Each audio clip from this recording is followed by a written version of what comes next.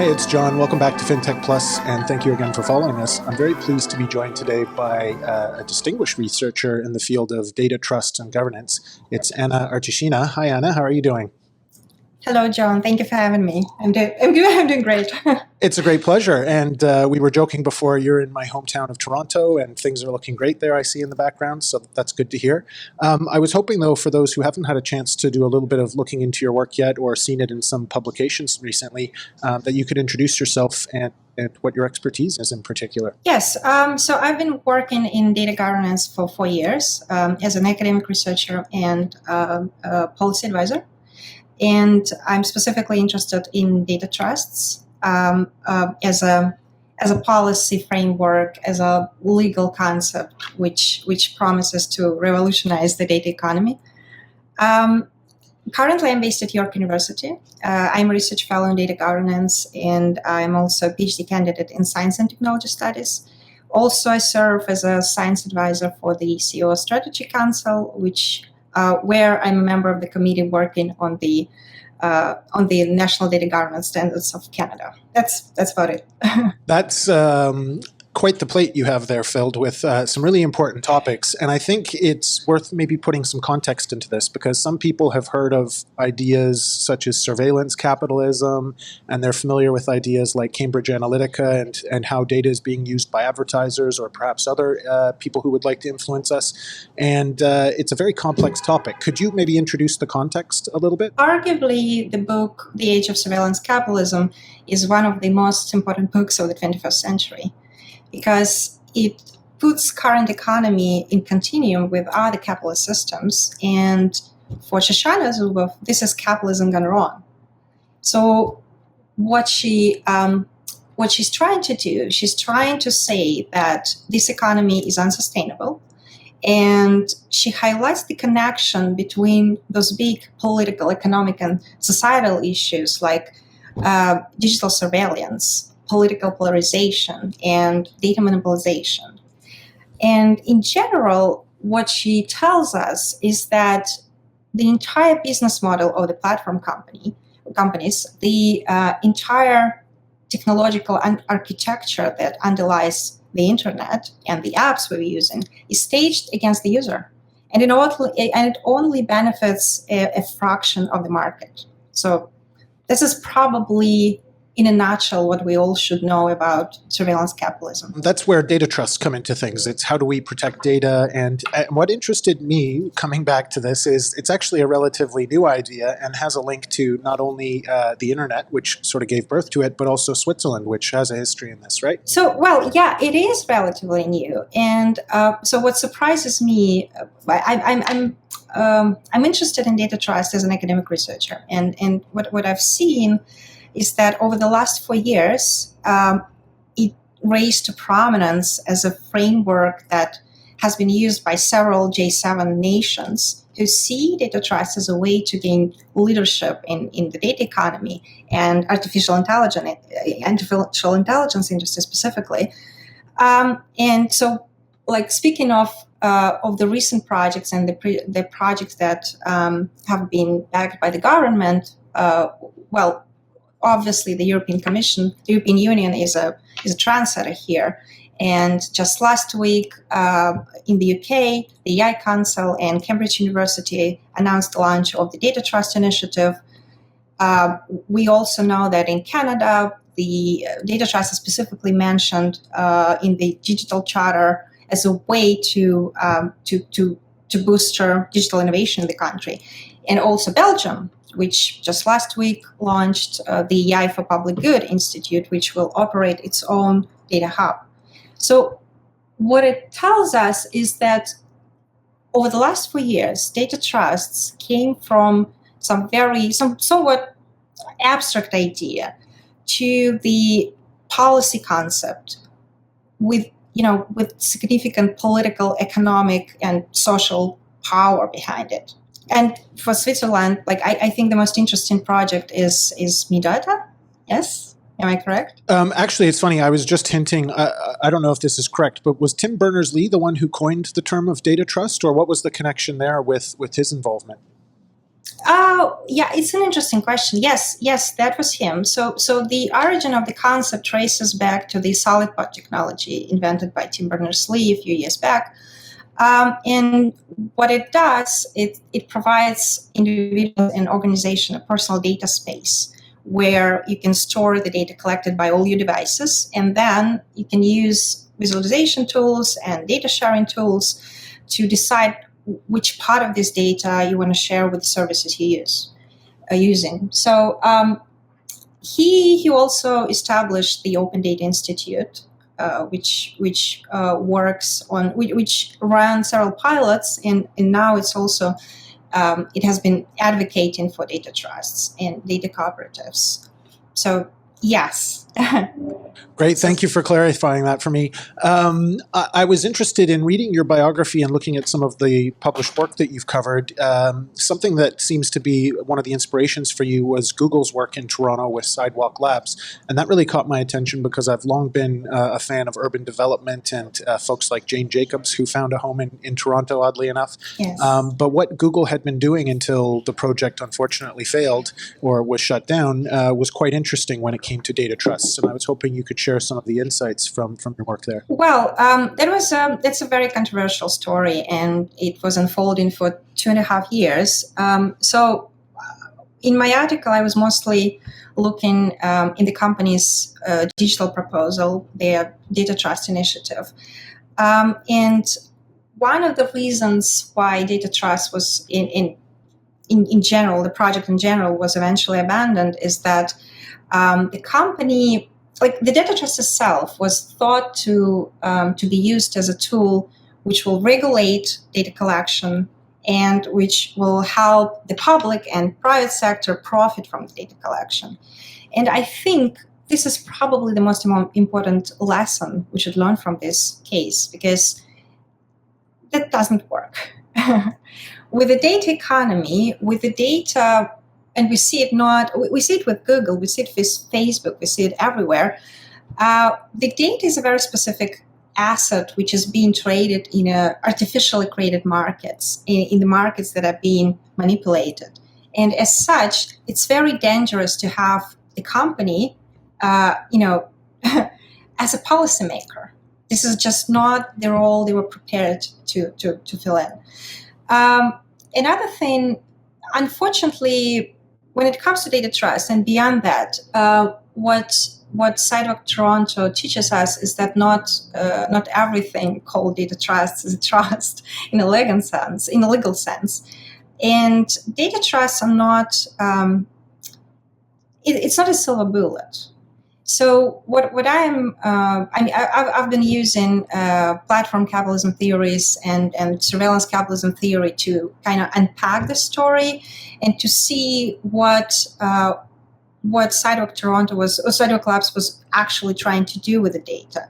And the answer is that the whole monetization model was about using data trusts and new quasi-legal concept to have the data, to make the data exempt from the Canadian privacy laws. And, Toronto, this is your hometown, this. Toronto is home to many technology companies. It's home to bursting technology community. And this hasn't gone unnoticed. And when it was realized that the data trust was actually a ploy, to monopolize the data collected in the project, that generated the company faced with significant backlash, public backlash, and also significant problems with the local communities, with the local administration, with the provincial administration. So eventually it led to the project, losing the federal backing. And at the end of the day, is that about what we were talking about at the onset, this idea of surveillance capitalism and the idea that, whether it's rent-seeking or profiteering has taken priority over, let's say, more civic ideals? Is that the core of it, or is there more to be said? Yes, absolutely. Yes. So underlying the surveillance capitalism economy is this idea that data is something that should be, bought and sold. And it's something But the problem is, this is also part of our digital identity, and it also the problem of data concentration, because like what Sidewalk Labs were trying to do, they were trying to become the sole perpetrator of the project and the sole entity controlling, not owning. There is a difference between owning and controlling, but the sole actor controlling the access to the data and the access to the infrastructure. So like with other platform projects, with other platform companies, what we see here, it was a way to monopolize the city, to monopolize the digital infrastructure and physical infrastructure that makes the fabric of the city. So the thing is, obviously, the civic part of the problem is huge. It can be underestimated. But there is also this question of governance, right? Because if the city is built and controlled and governed by a private company, would everyone be comfortable living in such a city? And with Sidewalk Toronto Smart City Project, it was all about surveillance. It was like eventually in the MIDP and in the latest iteration of the project, they proposed to install like cameras and movement trackers and all sorts of like data collection centers in the private apartments, in the rental apartments. I'm sorry. So if you're renting, you agree to be monitored 24/7 just because you want to live in this city.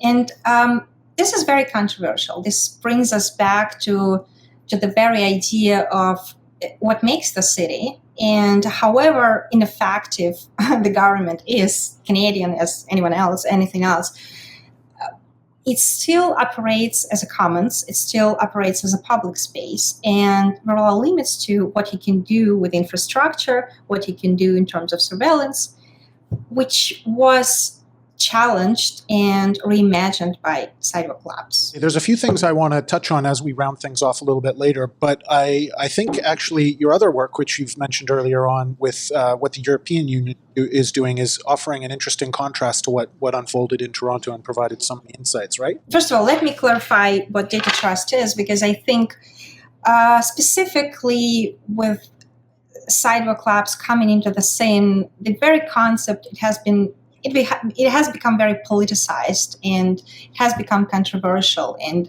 I've been interviewing people working on the data trusts in America, in Canada, in Europe, and I know that some of them were considering dropping the concept, like using the names like data bank, data hub, something else, but just not data trust, to separate themselves from Sidewalk Toronto project.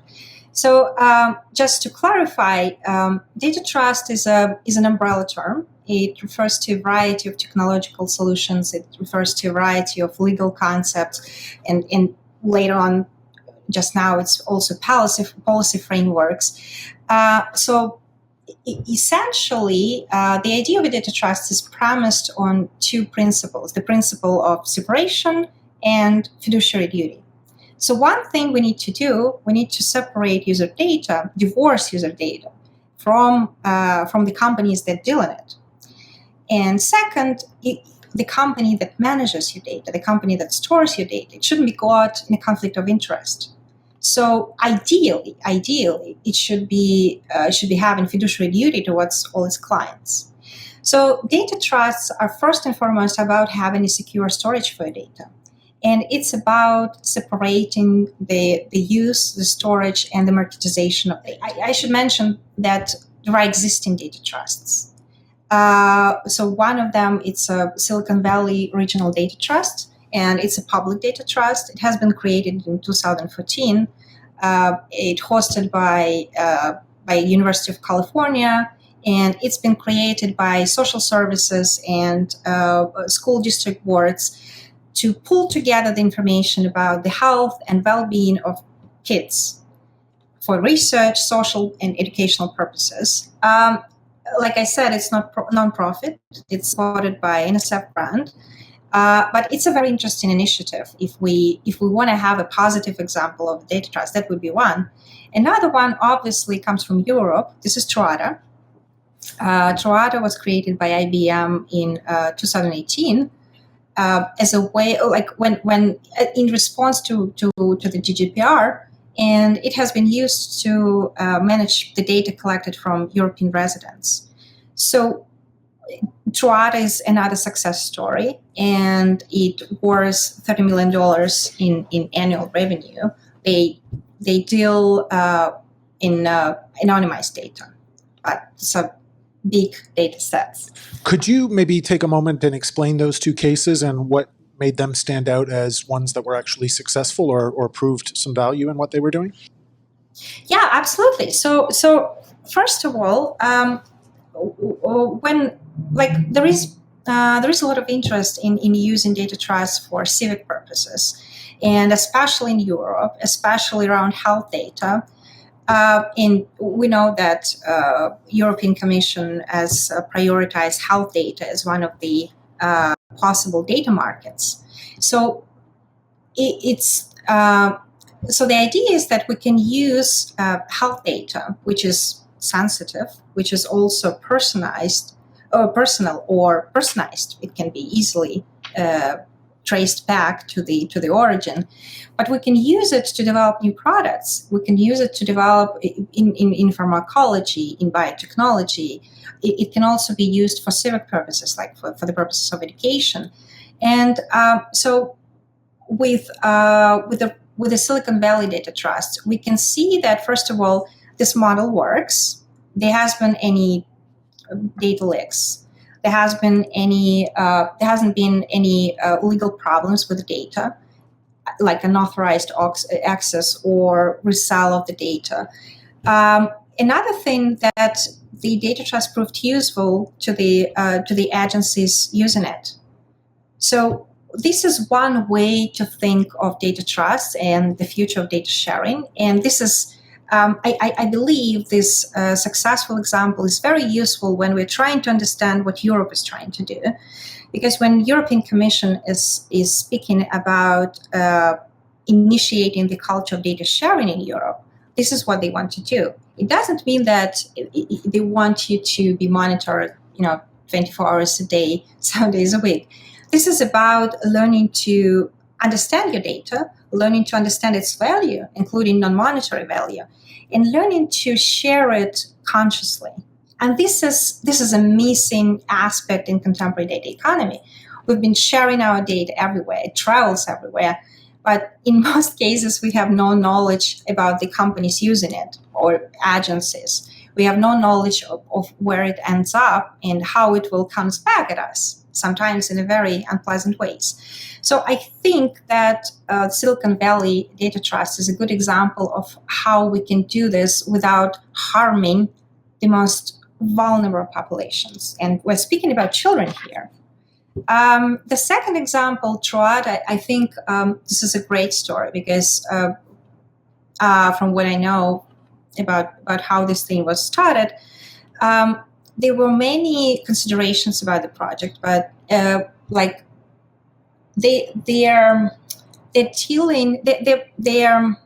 leasing out the data, which is sensitive, which is very vulnerable. And they also share the data at scale.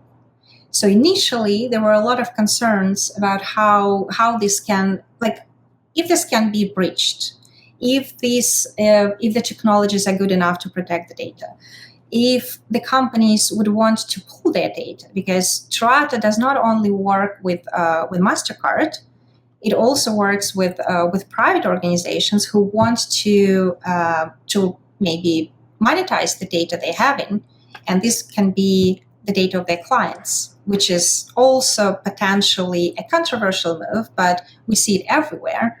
I recently learned that some Canadian hospitals have been reselling the data about their patients, and it happens everywhere.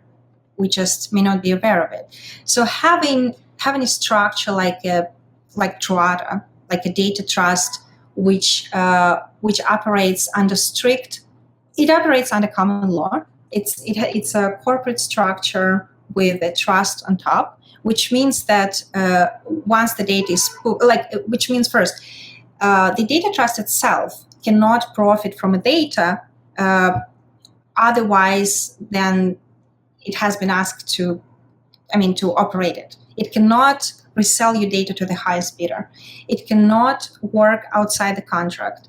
It cannot de-anonymize data if the data has been anonymized at source. And this is a big step forward. And also, I do believe that this is a future of FinTech, because in FinTech, there's much interest in using and reusing data. And obviously, I talked to, auto manufacturers. They collect plenty of data. And basically, our cars are computers now. And what they want to do, they want to resell this data. It sounds bad. It sounds just what Facebook does, right? Oh, slightly different, but in the same alley. And with data trust, the idea is that you can still profit from the data, but you can go through the robust de-anonymization processes to make this data unreadable, to have good safeguards in place, and also in principle, it can be used by public agencies as well. Like another example I would like to use here is in the United States, there is a driver's seat cooperative. So what they do, initially, they were nonprofit. And what they were doing, they were helping the drivers working in ride-sharing industry to understand how the platform economy works, to understand how the platform, rates them, compensates them, what kind of data is being collected about them. So what they would do, they would pull the data together with other drivers and then come back to the employer to negotiate better terms. Well, obviously in a few years, they needed to find a different monetization technique. So what they're doing now, they are selling some parts of this data, not personal data, but the data pertaining to traffic use, environment, or driver's behavior. They sell this data to the public agencies, which can use it, to build better roads, to work on a better infrastructure, and eventually to make our cities better. So I believe this is a good way this is a way to redistribute the value generated by the data economy, but it also a way to place citizens at the center of the data economy, because one project I've been working on now is a project of personal data spaces and how individuals can actually use the data to improve their career chances or to start a business. And I think this is also a way to look at it. I was biting my tongue because there were a number of times I wanted to ask questions about what you were saying, because you've raised so many interesting points. And I think it illustrates the complexity of this information age we've entered now, the exponential connections of all these points in policy and business and everything is sometimes a bit overwhelming. And I think that's why it's so helpful to start to make these things a little bit more concrete.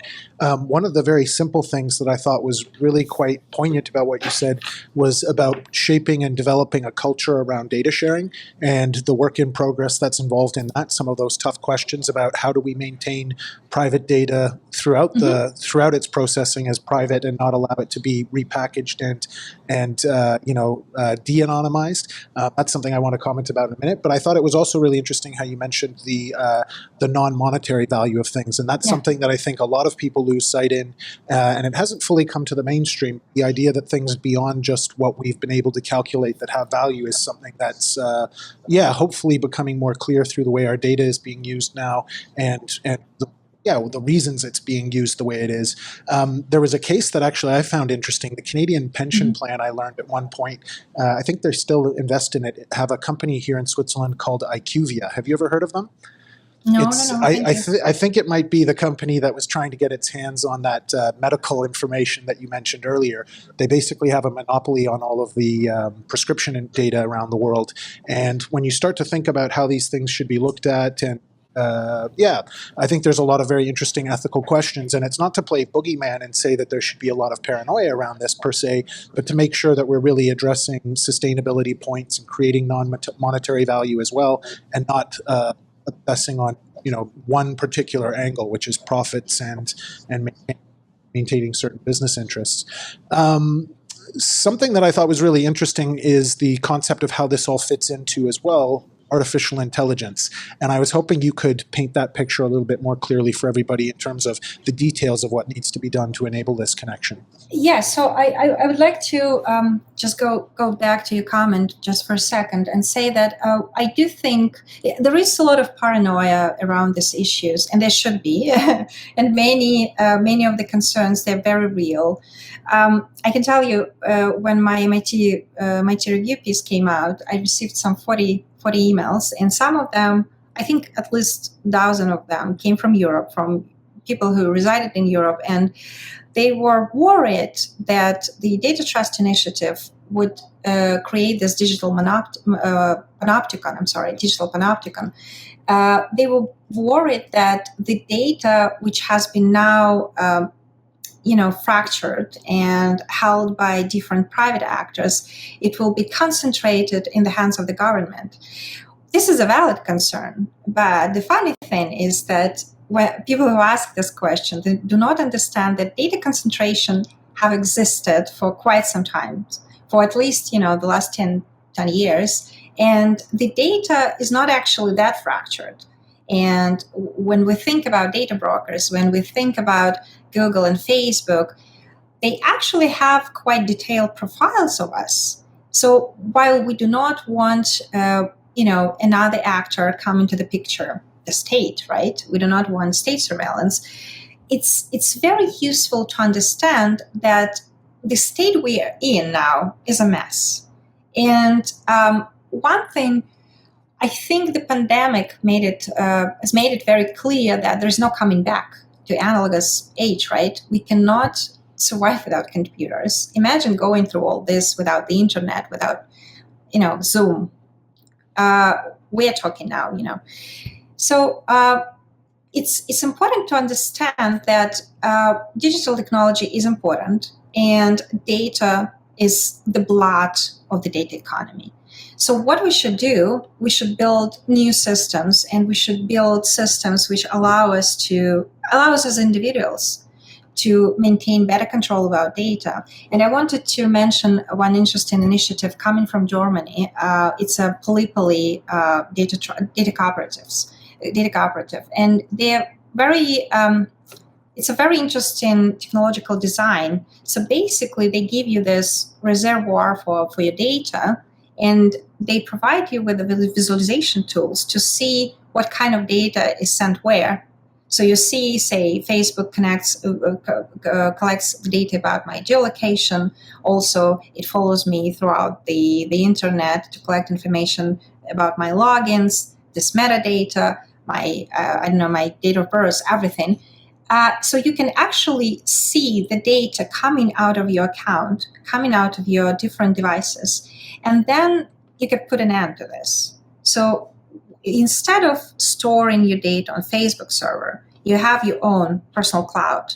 And through this cloud, you can proceed with data sharing. Obviously, you will have to share some data for Facebook to continue to operate if you want to stay on Facebook. But you can do this consciously. You can do this with a great understanding how this works.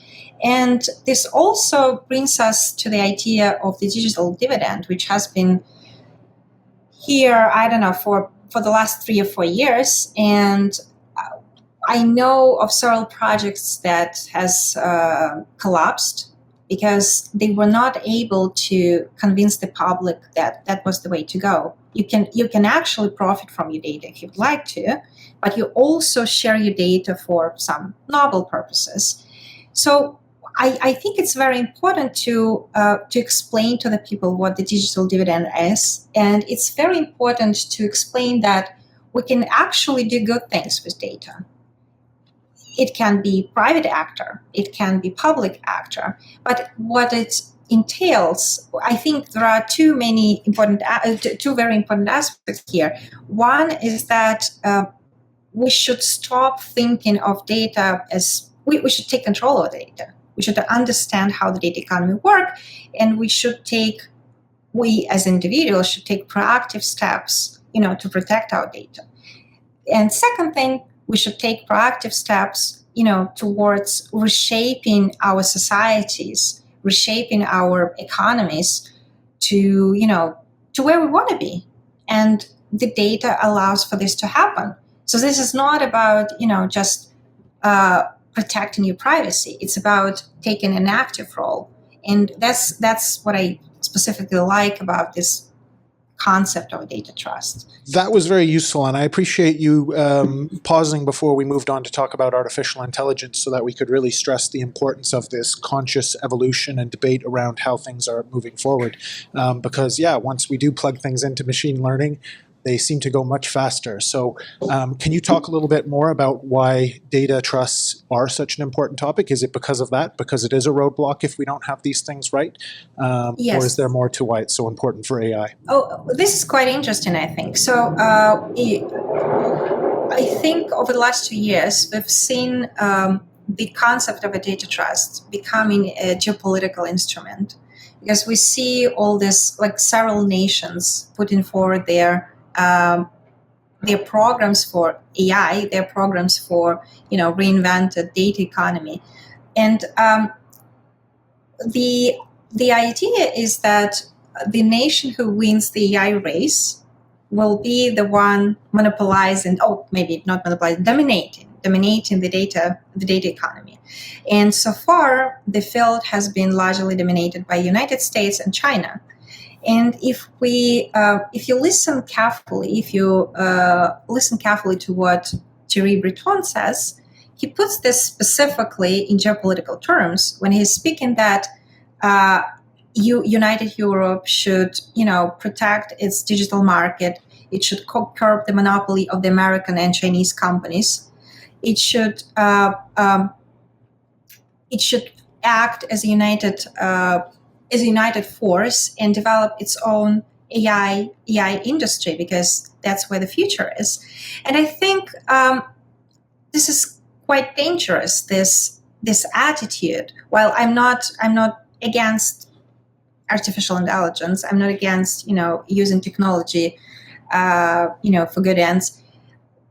The idea of having this at all costs, I think this is very dangerous. And when we're trying to balance individual privacy and the idea of economic domination through the development of the best AI, this sounds dangerous. This is a new Cold War or space race, and we will see. Obviously, since it's been moving on, it's been everywhere.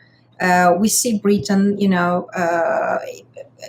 joining the race with the Data Trust Initiative, and we see just, I think, a few days ago, the European Commission has announced the digital program, which will allocate 30 million euros for the companies working in artificial intelligence. So this is happening. This is coming, and I, as an academic, as someone who's been thinking about the evolution of technology and co-evolution of society and technology, I find this very, very dangerous. Well, of course, we see some good technology coming out of it. Like we know the ARPANET was at the beginning, and now we have the internet. But we will also see this important, this idea that we should sacrifice something for the sake of the race, which for me is not obvious why the leadership in one industry, artificial intelligence, can be equal, to dominating the data economy, and why instead of addressing existing problems, like data monopolization, like technologies which exacerbate inequality, social and economic inequality, political polarization brought about by platform companies and their advertising models. Instead of thinking about all this, instead of trying to build, sustainable technologies that will be actually useful, we are, and several nations are thinking, well, we should throw in everything we have, all the data we can collect from our public, to build these AI systems, and may the best man win. I think this is deeply problematic. Do you see alternatives? I've had some interesting conversations over the last year or two being involved in international discussions around AI and crypto and cybersecurity, which I think are also very closely related to this. And a lot of people see, as you were mentioning earlier, this sort of East versus West divide between the US and China that has existed. But also countries like Canada and Switzerland play, quite frankly, a leading role in the artificial intelligence space, and also in terms of governance and internationalization. Do you see there being alternatives to the kind of new Cold War of artificial intelligence and the data economy? Well, I don't see any alternatives now.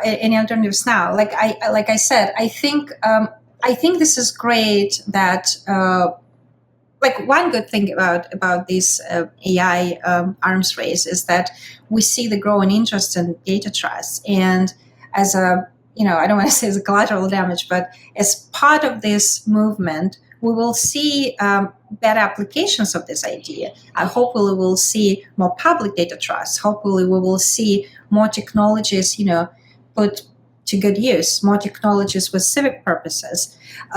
Personally, one idea I'm partial to is that we should use technology to empower the communities. It's best if the idea comes, from the bottom up, because it's such an undervalued approach. Actually, we think that only people who work in the data economy or only people who work in the industry know how to use these things. But the better conversation, with your actual users, with the people who could be your potential users, it could help.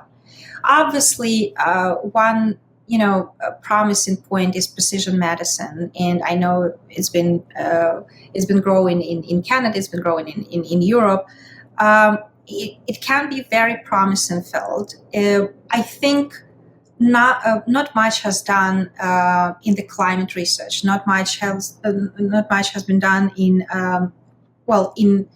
urban studies, environmental research. This is the areas where we could use more data. And I want to stress this. I think what the European Commission gets right is that we have those silos of unused data, which can be used much better, which can be put to good use. And with the better protections, we can make sure that some of this data, actually serves the public. And with if we take seriously the idea of civic education, the idea of, teaching individuals to take control of the data, teaching individuals, to understand how the privacy in the 21st century works, this is the way, to go ahead with everything. This is the way to build new technologies that will help us build a sustainable future. So I'm afraid this is a rather general answer. No. Actually, maybe to put you a bit on the spot, I want to challenge that a bit. Something I had seen here in Switzerland was the end of banking secrecy, which was a very different old world of an idea of what we are now starting to think of as privacy, something that's a little bit more surgical and precision. It allows people to have the information they should have, but keeps other things that people would like discretion about discreet. But to some degree, over the years, I've seen that really there is this continuing sort of, whether it's a slippery slope or an erosion of the idea of privacy. But as the world becomes more transparent, as we try to make it more fair, the idea that things need to be kept private becomes less and less of a strong argument, it seems. Is there a reason why you still think privacy is necessary? And how do you see that sort of evolution going as the world speeds up and becomes more connected? Well, I see an interesting shift here in the academic academic discourse about privacy. So I see many of my colleagues actually stop talking about privacy. And instead, they're talking about data protection. And, well, I think at least that makes things much more clear, right? Because when we think about data protection instead of privacy, privacy is a very abstract concept, as opposed to data protection, which brings us, back to the data, to the source, and allows us to think what kind of data we want to protect, what kind of data we want to share. So I want to give you one anecdote first. So, I think the first person who were talking about the end of privacy was Mark Zuckerberg, and shortly after he gave the speech about the end of privacy, I think at Harvard, some Washington Post, I think, posted this article about him buying up five houses around his own house, to provide his family with much needed privacy. So I think this is a good illustration of how complex things are, and that quite often people who are talking about the end of privacy do not want the privacy end for themselves. And while we all in it, we all in those digital systems, and right now with the lack of regulation, with the way data economy work, we might expect our data, being held in multiple data sets, being held by different data brokers, or different organizations, which we never consented to share the data with. But I don't think we should think of this as a death of privacy. I think this is very possible to control your data. So I think it's best to prioritize the idea of a control, over maybe personal data management. Like you have control over your finances. And for some reason, we're just not used to thinking of data as our capital, but we might. And personally, I think we should. So learning to control your data, using these new technologies that allow you to visualize the data streams, this is a big leap forward. This is, I think, a perfect education tool which can help us understand how to protect the type of information we do not want to share. But I totally agree with you on one thing, that when it comes to data sharing, there is no stopping point. And when we have those machine learning algorithms implemented at scale, it's going to be more and more difficult, to deal with the privacy concerns. Because once the data is out, it's out. Well, it's good enough. Like so many of the conversations I think not only we're having here, but everybody is having around the world these days, it really is opening up some fascinating but also uncertain future scenarios. I think that's going to keep us busy for a while, and I hope we have a chance to follow up. But as we wrap things up, I wanted to ask, where is your work focusing as you go forward with your academic and professional career? Well, I have a book proposal from a big publisher to write about data trusts. And initially, my idea was to write about Sidewalk Toronto and all the sad things that happened around it. But I actually, I'm switching to all these promising technologies, which is popping up around the world. In Germany, with the European Commission implementing data spaces, and all public health data trust in Silicon Valley. I think all these projects, they give us some hope. And they give us some hope that the data economy can actually be beneficial, and the technologies, can help us build the society we want to live in. So this is where my work on data trusts is leading me, and I'm rather happy about this. It's nice, to feel reassured. It's nice to see some light at the end of the tunnel. I think that's a great segue into a question we like to ask everybody, especially folks like yourself who are working in such demanding area, but also in complex topics. What are some of the ways, especially during challenging times like COVID, that you've been able to maintain balance and find inspiration as you move forward with your important work? Oh, it's such a difficult question. Well, I don't think I have achieved the right balance. I don't think it's possible we have a young child. She's 4. So this is my work-life balance.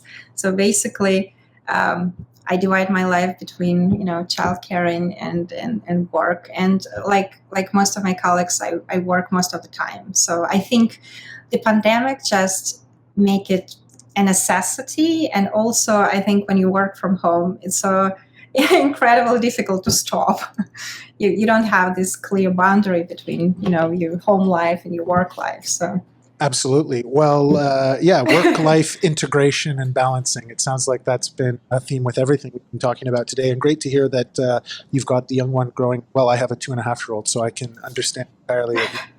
I wondered, are there any final comments you'd like to leave, especially with the audience here at FinTech Plus, about your work or what we've been discussing today? Well, I'm very grateful to be here. I'm very happy to share the insights from my research. And I just want to say that I have a few pieces coming out soon about data trust, about civic applications of data trust. And so maybe someone from your audience may be interested. Absolutely. I think there's a few people interested, as you found with some of your recent publications. We're sure to include the links to your work in the description for all of this, and we're always happy to connect folks with folks who would like to get more contact with your work and your insights. Anna, thank you so much. It's been a great pleasure to connect with Toronto and with you today. Loads of fascinating things to keep an eye on, and I hope we have a chance to catch up again in the coming months. Absolutely. Thank you, John. It's been a delight. Thank you. Have a great day. Thank you.